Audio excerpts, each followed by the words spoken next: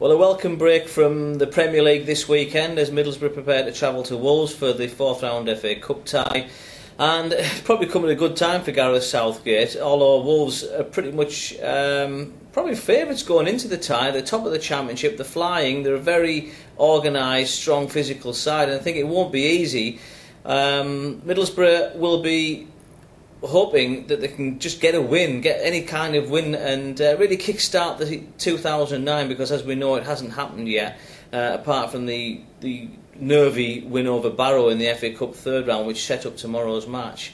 Looking at the squad, things are very thin at the moment, and Gareth will probably just pick the players he's got available. He hasn't got many options. He won't be able to call upon Marlon King, the hopefully a new signing from Wigan, although he's been on loan at Hull.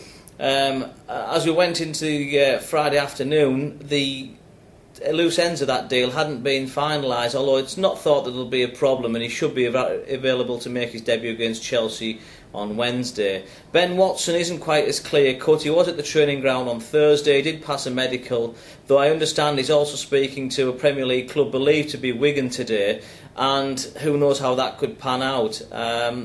Gareth desperately needs that kind of player in his midfield with resources so thin on the ground, and so it would be disappointing if that deal fell through, with the last week of the transfer window hoving into view as more quickly than probably he'd feel comfortable with.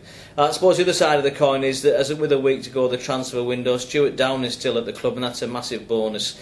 Wolves Cup tie, as I said, it's a welcome respite from the Premier League, but it won't be an easy game.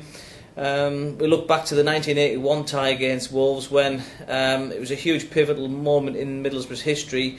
Had they got through that tie, who knows what would have happened? An FA Cup semi-final against Spurs, and who knows, the course of the club could have turned out so much differently. But let's look ahead now, and Wolves, like I say, a strong side, flying in the Championship, Mick McCarthy in charge. They'll probably come up this season anyway.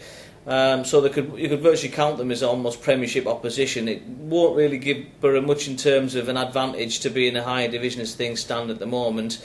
It'd be nice if Alves could get some goals under his belt. Tunji obviously needs one as well. Stuart Downing just really need a reaction to last weekend's performance at West Brom, because that wasn't really good enough by anybody's standards. And so return to the West Midlands, and let's hope this time Boro return back to Teesside with a victory under the belts.